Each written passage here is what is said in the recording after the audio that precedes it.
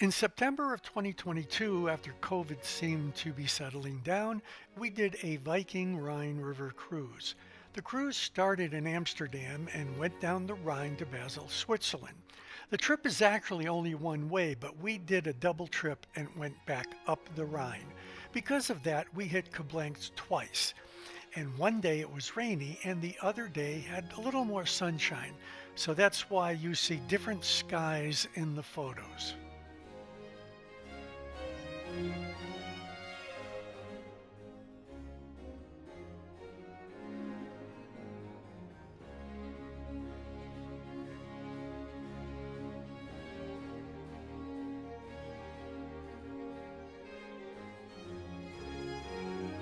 Koblenz is the city where the Rhine and the Mosel rivers meet.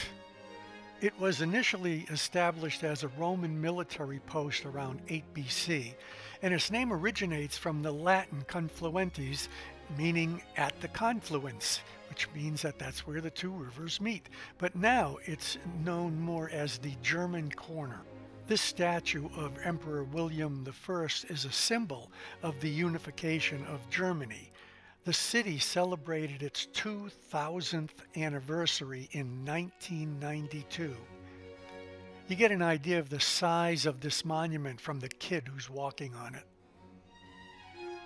It's a very nice walk along the water, on a nice day anyway, from the boat to the German corner and then into the town. These are three pieces of the Berlin Wall.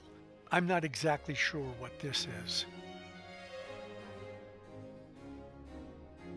This is the Church of Our Beloved Lady, and I'm saying it in English because I cannot pronounce it. But it's always been a parish church of Koblenz. It dates back to the 5th century when the Franks erected a place of prayer within the Roman walls. The church has been converted and extended several times using the original foundations. The Gothic channel was built around 1404, but the Baroque dome towers date from 1693. It has four bells in the bell tower in commemoration of the closing of the town's gates and the related curfews. The ringing of the Barbara bell, which was called the Reveler's bell, has been kept going on over the years, and it still rings at 2200 every evening. The chimes and the hourly bells then remain silent until the early morning. I'm not sure how close I would want to live next to these bells. This is a piece of the Roman column.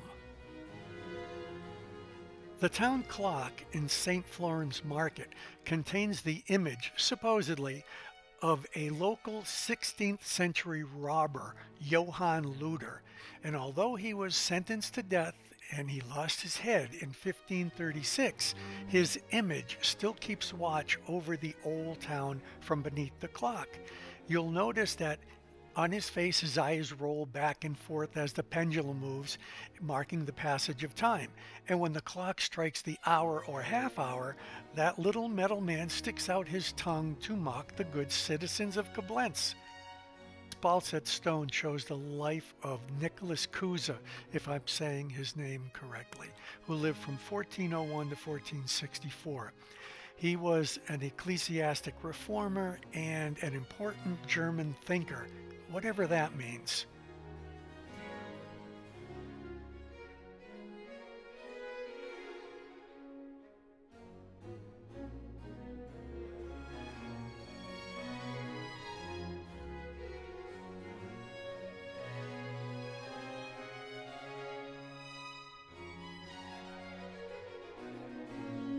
These plaques have the names of Jews who were killed during World War II.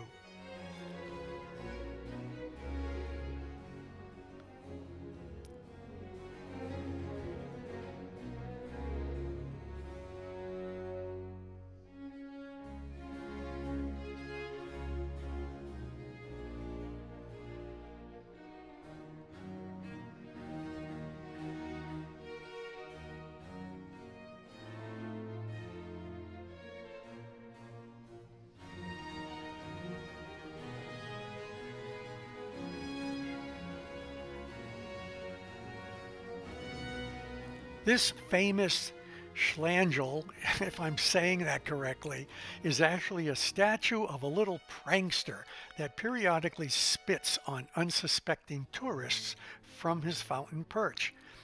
The base of the fountain, built in 1941, contains reliefs of young boys engaged in other mischief such as smoking, fighting, and mocking their elders. Does this sound familiar at all? Koblenz seems to be very proud of its young pranksters because their figures are everywhere. This square is named after a once famous poet called Joseph Gorez, and I don't know what once famous means. But at this place you see an interesting history column. It has a German name, but I can't pronounce it. And the figures represent the history of Koblenz from the time of the Romans, which is at the bottom of the fountain, and then the French and the Prussian time, and the destruction in the Second World War up to the present day.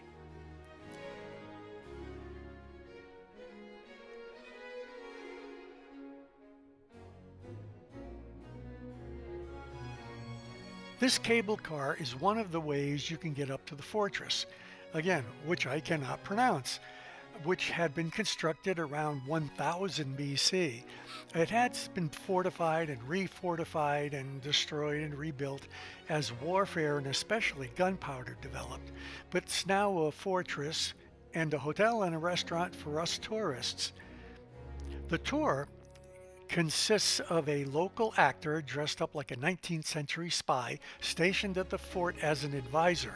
And he'll tell you all about the fort. He is extremely entertaining. During the day, he attends college for financing, but he shouldn't have to worry too much about a job after he's out of school.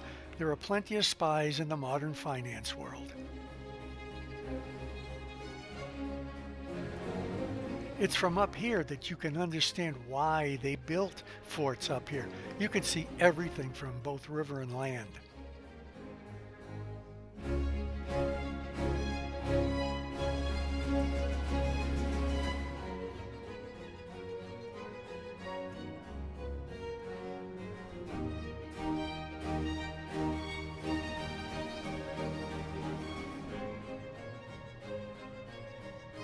It was a rainy ride in the cable car back to the boat.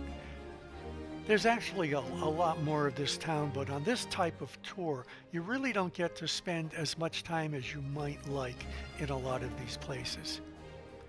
But anyway, on to the castle section of the Rhine and Rudesheim.